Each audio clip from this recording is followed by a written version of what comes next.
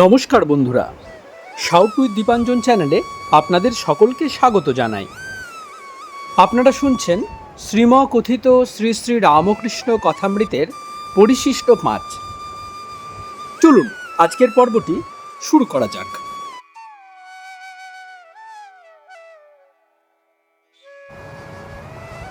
তব কথামৃতং তপ্ত জীবনং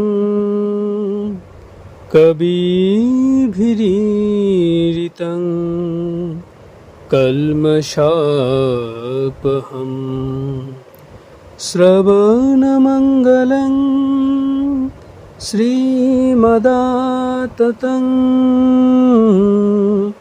ভুবি গৃণন্তি যে ভুরিদা জনা।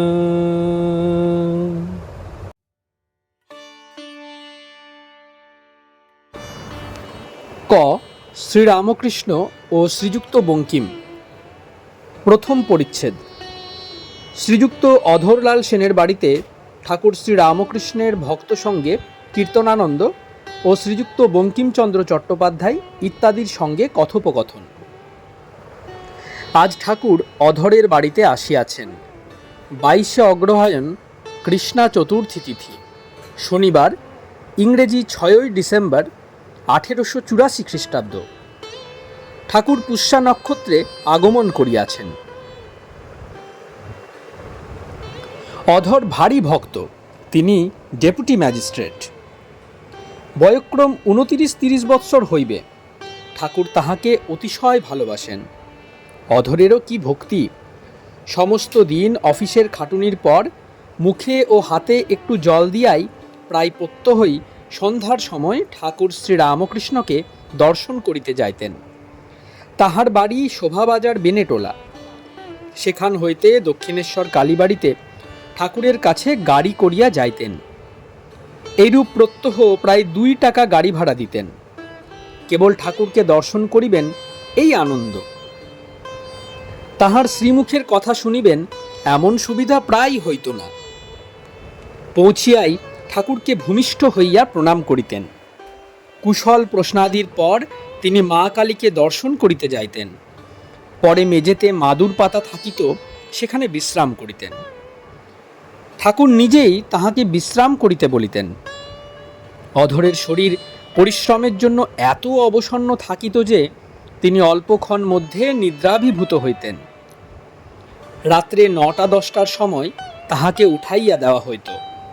তিনিও উঠিয়া ঠাকুরকে প্রণাম করিয়া আবার গাড়িতে উঠিতেন। তৎপরে বাড়িতে ফিরিয়া যাইতেন। অধর ঠাকুরকে প্রায়ই শোভাবাজারের বাড়িতে লইয়া যাইতেন। ঠাকুর আসিলে তথায় উৎসব পড়িয়া যাইত। ঠাকুর ও ভক্তদের লইয়া অধর খুব আনন্দ করিতেন ও নানা রূপে তাহাদিগকে পরিতোষ করিয়া খাওয়াইতেন। একদিন ঠাকুর তাহার বাড়িতে গিয়াছেন। অধর বলিলেন, আপনি অনেক দিন এ বাড়িতে আসেন নাই। ঘর মলিন হইয়াছিল, যেন কি একরকম গন্ধ হইয়াছিল। আজ দেখুন ঘরের কেমন শোভা হয়েছে, আর কেমন একটি সুগন্ধ হইয়াছে। আমি আজ ঈশ্বরকে ভারী ডেকেছিলাম, এমনকি চোখ দিয়ে জল পড়েছিল। ঠাকুর বলিলেন, বলো কি গো? ও অধরের দিকে সস্নেহে তাকাইয়া হাসিতে লাগিলেন। আজও উৎসব হইবে। ঠাকুরও আনন্দময় ও ভক্তেরা আনন্দে পরিপূর্ণ। কেননা যেখানে ঠাকুর উপস্থিত, সেখানে ঈশ্বরের কথা বই আর কোনো কথাও হইবে না। ভক্তেরা আসিয়াছেন। ঠাকুরকে দেখিবার জন্য অনেকগুলি নূতন নূতন লোক আসিয়াছে। অধর নিজে ডেপুটি ম্যাজিস্ট্রেট। তিনি তাহার কয়েকটি বন্ধু ডেপুটি ম্যাজিস্ট্রেটকে নিমন্ত্রণ করিয়া আনিয়াছেন। তাহারা নিজে ঠাকুরকে দেখিবেন ও বলিবেন যথার্থ তিনি মহাপুরুষ কিনা। ঠাকুর শ্রীরামকৃষ্ণ সহাস্য বদনে ভক্তদের সহিত কথা কহিতেছেন। এমন সময় অধর কয়েকটি বন্ধু লইয়া ঠাকুরের কাছে আসিয়া বসিলেন। অধর বঙ্কিমকে দেখাইয়া ঠাকুরের প্রতি, মহাশয়, ইনি ভারী পণ্ডিত, অনেক বই-টই লিখেছেন। আপনাকে দেখতে এসেছেন। ইহার নাম বঙ্কিমবাবু। শ্রীরামকৃষ্ণ সহাস্যে, বঙ্কিম, তুমি আবার কার ভাবে বাঁকা গো? বঙ্কিম হাসিতে হাসিতে, আর মহাশয়, জুতোর চোটে। সকলের হাস্য। সাহেবের জুতোর চোটে বাঁকা। বঙ্কিম ও রাধাকৃষ্ণ যুগল রূপের ব্যাখ্যা। শ্রীরামকৃষ্ণ, না গো, শ্রীকৃষ্ণ প্রেমে বঙ্কিম হয়েছিলেন, শ্রীমতীর প্রেমে ত্রিভঙ্গ হয়েছিলেন। কৃষ্ণরূপের ব্যাখ্যা কেউ কেউ করে, শ্রীরাধার প্রেমে ত্রিভঙ্গ। কালো কেন জানো? আর 14 পো অত ছোট কেন? যতক্ষণ ঈশ্বর দূরে ততক্ষণ কালো দেখায়, যেমন সমুদ্রের জল দূর থেকে নীল বর্ণ দেখায়। সমুদ্রের জলের কাছে গেলে ও হাতে করে তুললে আর কালো থাকে না, তখন খুব পরিষ্কার সাদা। সূর্য দূরে বলে খুব ছোট দেখায়, কাছে গেলে আর ছোট থাকে না। ঈশ্বরের স্বরূপ ঠিক জানতে পারলে আর কালোও থাকে না, ছোটও থাকে না। সে অনেক দূরের কথা, সমাধিস্থ না হলে হয় না। যতক্ষণ আমি তুমি আছে ততক্ষণ নামরূপও আছে, তাঁরই সব লীলা। আমি তুমি যতক্ষণ থাকে ততক্ষণ তিনি নানা রূপে প্রকাশ হন। শ্রীকৃষ্ণ পুরুষ, শ্রীমতী তার শক্তি, আদ্যা শক্তি। পুরুষ আর প্রকৃতি। যুগলমূর্তির মানে কি? পুরুষ আর প্রকৃতি অভেদ, তাদের ভেদ নাই। পুরুষ প্রকৃতি না হলে থাকতে পারে না, প্রকৃতিও পুরুষ না হলে থাকতে পারে না। একটি বললেই আরেকটি তার সঙ্গে সঙ্গে বুঝতে হবে। যেমন অগ্নি আর দাহিকা শক্তি। দাহিকা শক্তি ছাড়া অগ্নিকে ভাবা যায় না, আর অগ্নি ছাড়া দাহিকা শক্তি ভাবা যায় না। তাই যুগল মূর্তিতে শ্রীকৃষ্ণের দৃষ্টি শ্রীমতীর দিকে ও শ্রীমতীর দৃষ্টি কৃষ্ণের দিকে। শ্রীমতীর গৌর বর্ণ বিদ্যুতের মতো, শ্রীমতী নীলাম্বর পড়েছেন, আর শ্রীমতী নীলকান্ত মণি নিয়ে অঙ্গ সাজিয়েছেন। শ্রীমতীর পায়ে নূপুর, তাই শ্রীকৃষ্ণ নূপুর পড়েছেন, অর্থাৎ প্রকৃতির সঙ্গে পুরুষের অন্তরে বাহিরে মিল। এই কথাগুলি সমস্ত সাঙ্গ হইল। এমন সময়ে অধরের বঙ্কিমাদি বন্ধুগণ পরস্পর ইংরেজিতে আস্তে আস্তে কথা কহিতে লাগিলেন। শ্রীরামকৃষ্ণ সহাস্যে বঙ্কিমাদির প্রতি, কি গো, আপনারা ইংরাজিতে কি কথাবার্তা করছো? সকলের হাস্য। অধর, আগে এই বিষয়ে একটু কথা হচ্ছিল, কৃষ্ণ রূপের ব্যাখ্যার কথা। শ্রীরামকৃষ্ণ সহাস্যে সকলের প্রতি, একটা কথা মনে পড়ে আমার হাসি পাচ্ছে। শোনো, একটা গল্প বলি। একজন নাপিত কামাতে গিয়েছিল, একজন ভদ্রলোককে কামাচ্ছিল। এখন কামাতে কামাতে তার একটু লেগেছিল, আর সে লোকটি ড্যাম বলে উঠেছিল। নাপিত কিন্তু ড্যামের মানে জানে না। তখন সে খুর টুর সব সেখানে রেখে শীতকাল জামার আস্তিন গুটিয়ে বলে, তুমি আমায় ড্যাম বললে, এর মানে কি এখন বলো। সে লোকটি বললে, আরে তুই কামা না, ওর মানে এমন কিছু নয়, তবে একটু সাবধানে কামাস।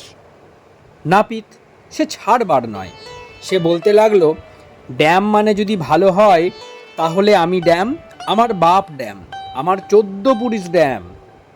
সকলের হাস্য। আর ড্যাম মানে যদি খারাপ হয় তাহলে তুমি ড্যাম, তোমার বাবা ড্যাম, তোমার 14 পুরুষ ড্যাম। সকলের হাস্য। আর শুধু ড্যাম নয়, dam dam dam dam dam. সকলের উচ্চ হাস্য।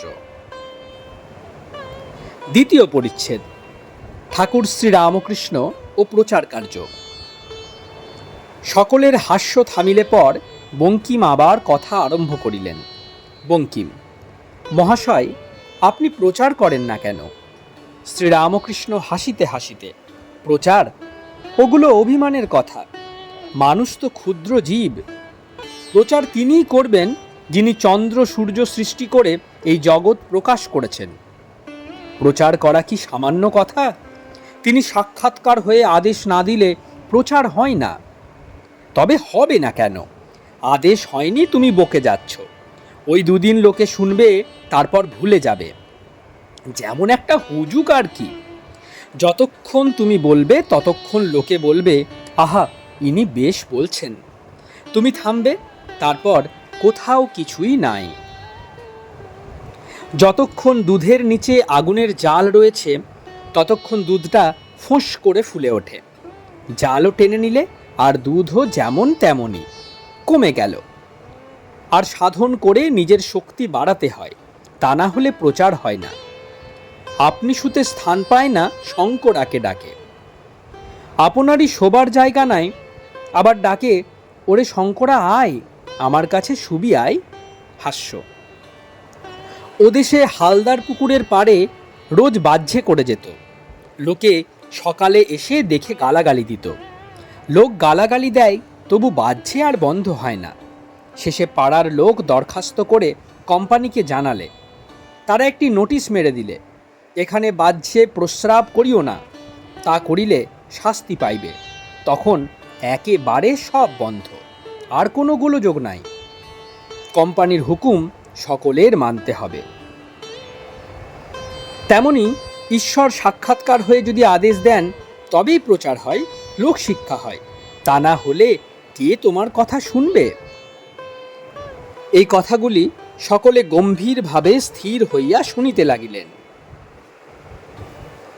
শ্রীযুক্ত বঙ্কিম ও পরকাল, life after death, argument from analogy. Sri Ramakrishna বঙ্কিমের প্রতি। আচ্ছা, আপনি তো খুব পণ্ডিত, আর কত বই লিখেছ। আপনি কি বলো, মানুষের কর্তব্য কি? কি সঙ্গে যাবে? পরকাল তো আছে। বঙ্কিম: পরকাল, সে আবার কি? শ্রীরামকৃষ্ণ: হ্যাঁ, জ্ঞানের পর আর অন্য লোকে যেতে হয় না, পুনর্জন্ম হয় না। কিন্তু যতক্ষণ না জ্ঞান হয়, ঈশ্বর লাভ হয়, ততক্ষণ সংসারে ফিরে ফিরে আসতে হয়, কোনো মতে নিস্তার নাই। ততক্ষণ পরকালও আছে। জ্ঞান লাভ হলে, ঈশ্বর দর্শন হলে মুক্তি হয়ে যায়, আর আসতে হয় না। সিধনো ধান পুঁতলে আর গাছ হয় না। জ্ঞানাগ্নিতে সিদ্ধ যদি কেহ হয়, তাকে নিয়ে আর সৃষ্টির খেলা হয় না। সে সংসার করতে পারে না, তার তো কামিনী কাঞ্চনে আসক্তি নাই। সিধনো ধান আর খেতে পুতলে কি হবে? বঙ্কিম হাসিতে হাসিতে: মহাশয়, তা আগাছাতেও কোনো গাছের কাজ হয় না। শ্রীরামকৃষ্ণ: জ্ঞানী তা বলে আগাছা নয়। যে ঈশ্বর দর্শন করেছে, সে অমৃত ফল লাভ করেছে, লাউ কুমড়া ফল নয়। তার পুনর্জন্ম হয় না। পৃথিবী বলো, সূর্যলোক বলো, চন্দ্রলোক, কোনো জায়গায় তার আসতে হয় না। উপমা এক দেশি। তুমি তো পণ্ডিত, ন্যায় পড়ো নাই? বাঘের মতো ভয়ানক বললে যে বাঘের মতো একটা ভয়ানক ন্যাজ কি হাঁড়ি মুখ থাকবে, তা নয়। সকলের হাস্য। আমি কেশব সেনকে ওই কথা বলেছিলাম। কেশব জিজ্ঞাসা করলে, মহাশয়, পরকাল কি আছে? আমি না এদিক না ওদিক বললাম, কুমোররা হাঁড়ি শুকোতে দেয়, তার ভিতর পাকা হাঁড়িও আছে, আবার কাঁচা হাঁড়িও আছে। কখনো গরু টরু এলে হাঁড়ি মারিয়ে যায়। পাকা হাঁড়ি ভেঙে গেলে কুমোর সেগুলোকে ফেলে দেয়, কিন্তু কাঁচা হাঁড়ি ভেঙে গেলে সেগুলি কুমোর আবার ঘরে আনে, এনে জল দিয়ে মেখে আবার চাকে দিয়ে নূতন হাঁড়ি করে, ছাড়ে না। তাই কেশবকে বললুম, যতক্ষণ কাঁচা থাকবে কুমোর ছাড়বে না। যতক্ষণ না জ্ঞান লাভ হয়, যতক্ষণ না ঈশ্বর দর্শন হয়, ততক্ষণ কুমোর আবার চাকে দেবে, ছাড়বে না। অর্থাৎ ফিরে ফিরে এ সংসারে আসতে হবে, নিস্তার নাই। তাকে লাভ করলে তবে মুক্তি হয়, তবে কুমোর ছাড়ে, কেননা তার দ্বারা মায়ার সৃষ্টির কোনো কাজ আসে না। জ্ঞানী মায়াকে পার হয়ে গেছে, সে আর মায়ার সংসারে কি করবে? তবে কারুকে কারুকে তিনি রেখে দেন মায়ার সংসারে লোকশিক্ষার জন্য। লোকশিক্ষা দিবার জন্য জ্ঞানী বিদ্যামায়া আশ্রয় করে থাকে। সে তার কাজের জন্য তিনিই রেখে দেন, যেমন শুকদেব, শঙ্করাচার্য। বঙ্কিমের প্রতি। আচ্ছা, আপনি কি বলো, মানুষের কর্তব্য কি? বঙ্কিম হাসিতে হাসিতে, আজ্ঞা, তা যদি বলেন তাহলে আহার, নিদ্রা ও মৈথুন। শ্রীরামকৃষ্ণ বিরক্ত হইয়া, তুমি তো বড় ছেঁচড়া। তুমি যা রাত দিন করো তাই তোমার মুখে বেরুচ্ছে। লোকে যা খায় তার ঢেকুর ওঠে, মূলো খেলে মূলোর ঢেকুর ওঠে, ডাব খেলে ডাবের ঢেকুর ওঠে। কামিনী কাঞ্চনের ভিতর রাত দিন রয়েছ, আর ওই কথাই মুখ দিয়ে বেরুচ্ছে। কেবল বিষয় চিন্তা করলে পাটোয়ারি স্বভাব হয়, মানুষ কপট হয়। ঈশ্বর চিন্তা করলে সরল হয়। ঈশ্বর সাক্ষাৎকার হলে ও কথা কেউ বলবে না। শ্রীযুক্ত বঙ্কিম শুধু পাণ্ডিত্য ও কামিনী কাঞ্চন। শ্রীরামকৃষ্ণ বঙ্কিমের প্রতি, শুধু পাণ্ডিত্য হলে কি হবে যদি ঈশ্বর চিন্তা না থাকে, যদি বিবেক বৈরাগ্য না থাকে? পাণ্ডিত্য কি হবে যদি কামিনী কাঞ্চনে মন থাকে? চিল শকুনি খুব উঁচুতে ওঠে, কিন্তু ভাগাড়ের দিকে কেবল নজর। পণ্ডিত অনেক বই শাস্ত্র পড়েছে, শোলক ঝাড়াতে পারে, কি বই লিখেছে, কিন্তু মেয়ে মানুষে আসক্ত, টাকা মান সার বস্তু মনে করছে। সে আবার পণ্ডিত কি? ঈশ্বরে মন না থাকলে পণ্ডিত কি? কেউ কেউ মনে করে এরা কেবল ঈশ্বর ঈশ্বর করছে, পাগলা, এরা বেহেড হয়েছে। আমরা কেমন ছেয়ানা, কেমন সুখভোগ করছি, টাকা মান ইন্দ্রিয় সুখ। কাকও মনে করে আমি বড় শেয়ানা, কিন্তু সকালবেলা উঠেই পরের গু খেয়ে মরে। কাক দেখো না কত উড়ুর পুড়ুর করে, ভারী শেয়ানা। সকলে স্তব্ধ। যারা কিন্তু ঈশ্বর চিন্তা করে, বিষয়ে আসক্তি, কামিনী কাঞ্চনে ভালোবাসা চলে যাবার জন্য রাত দিন প্রার্থনা করে, যাদের বিষয়রস তেঁতো লাগে, হরি পাদপদ্মের সুধা বই আর কিছু ভালো লাগে না, তাদের স্বভাব যেমন হাঁসের স্বভাব। হাঁসের সুমুখে দুধে জলে দাও, জল ত্যাগ করে দুধ খাবে। আর হাঁসের গতি দেখেছ, একদিকে সোজা চলে যাবে। শুদ্ধ ভক্তের গতিও কেবল ঈশ্বরের দিকে। সে আর কিছু চায় না, তার আর কিছু ভালো লাগে না। বঙ্কিমের প্রতি কোমল ভাবে, আপনি কিছু মনে করো না। বঙ্কিম, আজ্ঞা, মিষ্টি শুনতে আসিনি। তৃতীয় পরিচ্ছেদ, শ্রীরামকৃষ্ণ ও পরোপকার। শ্রীরামকৃষ্ণ বঙ্কিমের প্রতি, কামিনী কাঞ্চনী সংসার, এরই নাম মায়া। ঈশ্বরকে দেখতে চিন্তা করতে দেয় না। দুই একটি ছেলে হলে স্ত্রীর সঙ্গে ভাই ভগ্নির মতো থাকতে হয়, আর তার সঙ্গে সর্বদা ঈশ্বরের কথা কইতে হয়। তাহলে দুজনেরই মন তার দিকে যাবে, আর স্ত্রী ধর্মের সহায় হবে। পশুভাব না গেলে ঈশ্বরের আনন্দ আস্বাদন করতে পারে না। ঈশ্বরের কাছে প্রার্থনা করতে হয় যাতে পশুভাব যায়। ব্যাকুল হয়ে প্রার্থনা। তিনি অন্তর্যামী, শুনবেনই শুনবেন যদি আন্তরিক হয়। আর কাঞ্চন, আমি পঞ্চবটির তলায় গঙ্গার ধারে বসে টাকা মাটি, টাকা মাটি, মাটি টাকা, টাকাই মাটি বলে জলে ফেলে দিছিল। পঞ্চবটি হল রাসমণির কালীবাটিতে ঠাকুর শ্রীরামকৃষ্ণ যেখানে অনেক সাধনা তপস্যা করেছিলেন। অতি নির্জন স্থান, সহজেই ঈশ্বর উদ্দীপন হয়। বঙ্কিম বললেন, টাকা মাটি? মহাশয়, 4টা পয়সা থাকলে গরিবকে দেওয়া যায়। টাকা যদি মাটি, তাহলে দয়া পরোপকার করা হবে না? শ্রীযুক্ত বঙ্কিম জগতের উপকার ও কর্মযোগ। শ্রীরামকৃষ্ণ বঙ্কিমের প্রতি, দয়া পরোপকার, তোমার সাধ্য কি যে তুমি পরোপকার করো? মানুষের এত নপর চপর, কিন্তু যখন ঘুমোয় তখন যদি কেউ দাঁড়িয়ে মুখে মুতে দেয় তো টের পায় না, মুখ ভেসে যায়। তখন অহংকার, অভিমান, দর্প কোথায় যায়? সন্ন্যাসীর কামিনী কাঞ্চন ত্যাগ করতে হয়, তা আর গ্রহণ করতে পারে না। থুতু ফেলে থুতু আবার খেতে নাই। সন্ন্যাসী যদি কারুকে কিছু দেয়, সে নিজে দেয়, মনে করে না। দয়া ঈশ্বরের, মানুষ আবার কি দয়া করবে? দান টান সবই রামের ইচ্ছা। ঠিক সন্ন্যাসী মনেও ত্যাগ করে, বাহিরেও ত্যাগ করে। যে গুড় খায় না, তার কাছে গুড় থাকাও ভালো নয়। কাছে গুড় থেকে যদি সে বলে গুড় খেও না, তা লোকে শুনবে না। সংসারী লোকের টাকার দরকার আছে, কেননা মাগ ছেলে আছে। তাদের সঞ্চয় করা দরকার, মাগ ছেলেদের খাওয়াতে হবে। সঞ্চয় করবে না কেবল পঞ্ছি আর দরবেশ, অর্থাৎ পাখি আর সন্ন্যাসী। কিন্তু পাখির ছানা হলে সে মুখে করে খাবার আনে, তারও তখন সঞ্চয় করতে হয়। তাই সংসারী লোকের টাকার দরকার, পরিবার ভরণ পোষণ করতে হয়। সংসারী লোক শুদ্ধ ভক্ত হলে অনাসক্ত হয়ে কর্ম করে। কর্মের ফল, লাভ লোকসান সুখ দুঃখ ঈশ্বরকে সমর্পণ করে, আর তার কাছে রাত দিন ভক্তি প্রার্থনা করে, আর কিছুই চায় না। এরই নাম নিষ্কাম কর্ম, অনাসক্ত হয়ে কর্ম করা।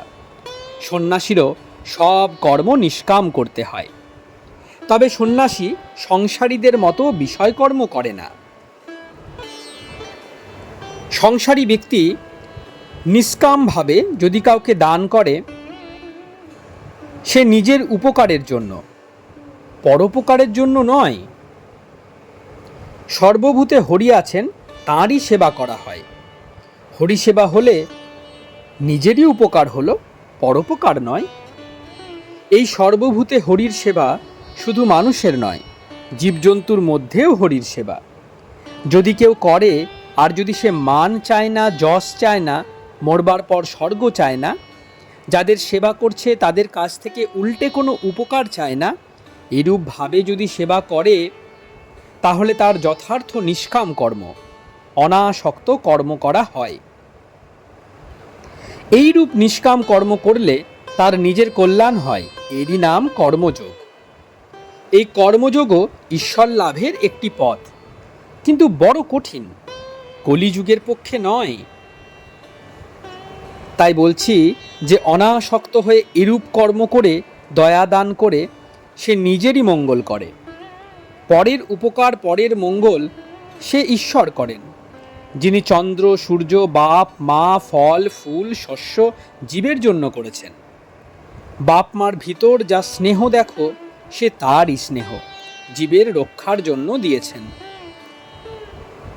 দয়ালুর ভিতর যা দয়া দেখো, সে তাঁরই দয়া, নিঃসহায় জীবের রক্ষার জন্য দিয়েছেন।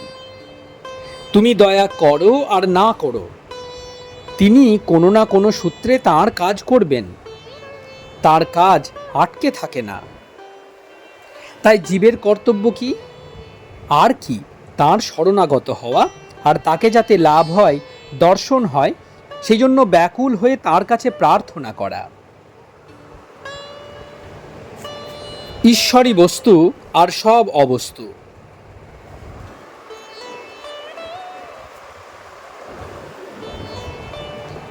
শম্ভু বলেছিল, আমার ইচ্ছা যে খুব কতগুলো ডিসপেন্সারি হাসপাতাল করে দিই, তাহলে গরিবদের অনেক উপকার হয়। আমি বললুম, হ্যাঁ, অনাসক্ত হয়ে যদি এসব করো, এ তো মন্দ নয়, তবে ঈশ্বরের উপর আন্তরিক ভক্তি না থাকলে অনাসক্ত হওয়া বড় কঠিন। আবার অনেক কাজ জড়ালে কোন দিক থেকে আসক্তি এসে পড়ে জানতে দেয় না। মনে করছি নিষ্কামভাবে করছি, কিন্তু হয়তো যশের ইচ্ছা হয়ে গেছে, নাম বার করবার ইচ্ছা হয়ে গেছে। আবার বেশি কর্ম করতে গেলে কর্মের ভিড়ে ঈশ্বরকে ভুলে যায়। আরও বললুম, শম্ভু, তোমাকে একটা কথা জিজ্ঞাসা করি। যদি ঈশ্বর তোমার সম্মুখে এসে সাক্ষাৎকার হন, তাহলে তুমি তাকে চাইবে না কতকগুলো ডিসপেন্সারি বা হাসপাতাল চাইবে? তাকে পেলে আর কিছু ভালো লাগে না। মিছরির পানা পেলে আর চিটেগুড়ির পানা ভালো লাগে না। যারা হাসপাতাল ডিসপেন্সারি করবে আর এতেই আনন্দ করবে, তারাও ভালো লোক, কিন্তু থাক আলাদা। যে শুদ্ধ ভক্ত সে ঈশ্বর বই আর কিছু চায় না। বেশি কর্মের ভিতর যদি সে পড়ে, সে ব্যাকুল হয়ে প্রার্থনা করে, হে ঈশ্বর, কৃপা করে আমার কর্ম কমিয়ে দাও, তা না হলে যে মন তোমাতেই নিশিদিন লেগে থাকবে, সেই মন বাজে খরচ হয়ে যাচ্ছে, সেই মনেতে বিষয় চিন্তা করা হচ্ছে। শুদ্ধ ভক্তির থাক একটি আলাদা থাক। ঈশ্বর বস্তু আর সব অবস্তু, এ বোধ না হলে শুদ্ধ ভক্তি হয় না। এ সংসার অনিত্য, দুদিনের জন্য, আর এ সংসারের যিনি কর্তা তিনিই সত্য, নিত্য। এ বোধ না হলে শুদ্ধ ভক্তি হয় না। জনকাদি প্রত্যাদিষ্ট হয়ে কর্ম করছেন।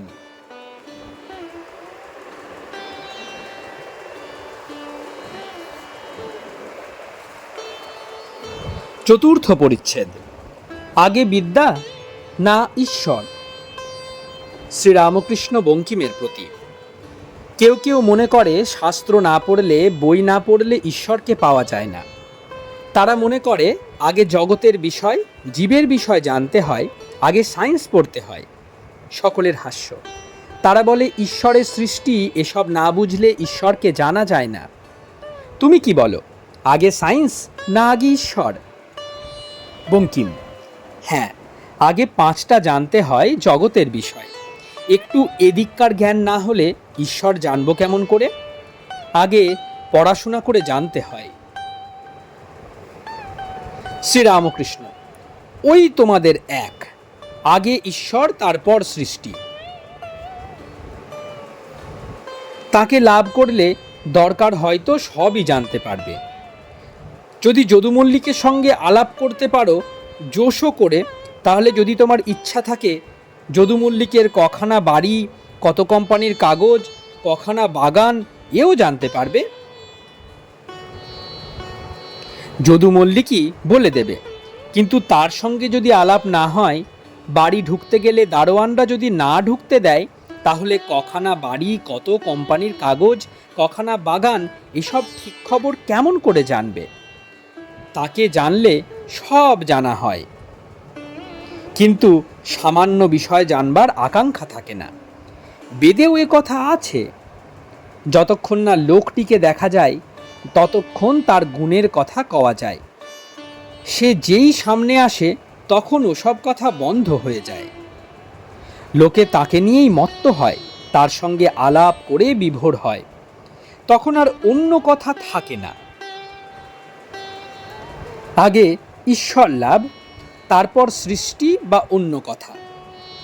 বাল্মীকিকে রাম মন্ত্র জপ করতে দেওয়া হলো, কিন্তু তাকে বলা হলো মরা মরা জপ করো। ম মানে ঈশ্বর, আর রা মানে জগৎ। আগে ঈশ্বর তারপর জগৎ। এককে জানলে সব জানা যায়। একের পর যদি 50টা শূন্য থাকে, অনেক হয়ে যায়।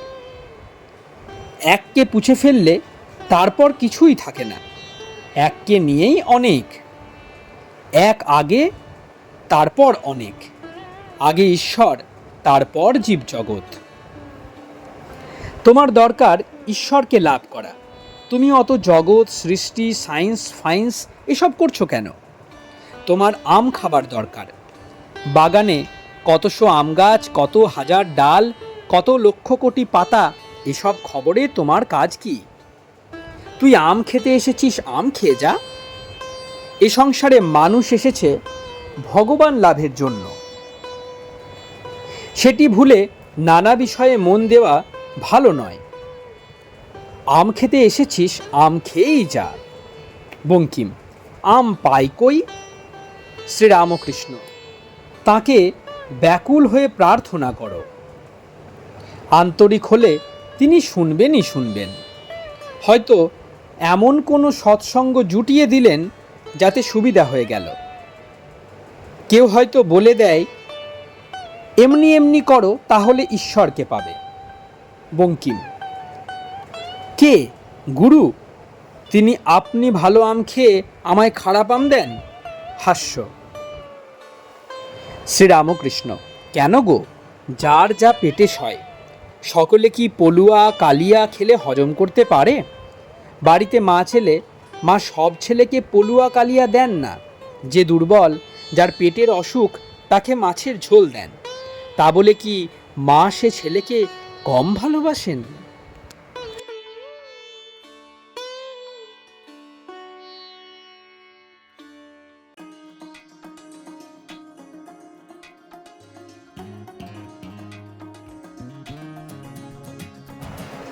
আপনারা শুনছিলেন শ্রীম কথিত শ্রী শ্রী রামকৃষ্ণ কথামৃতের পরিশিষ্ট 5।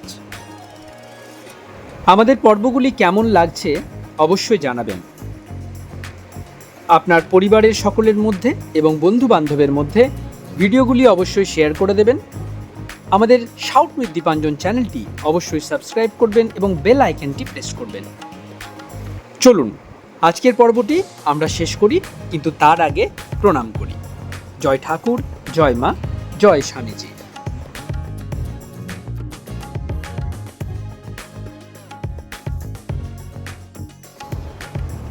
নিরঞ্জনং নিত্যমনন্তরূপং ভক্তানুকম্পা ধৃতবিগ্রহং বৈ ঈশাবতারং পরমেশমিডং তং রামকৃষ্ণং শিরসা নমামি।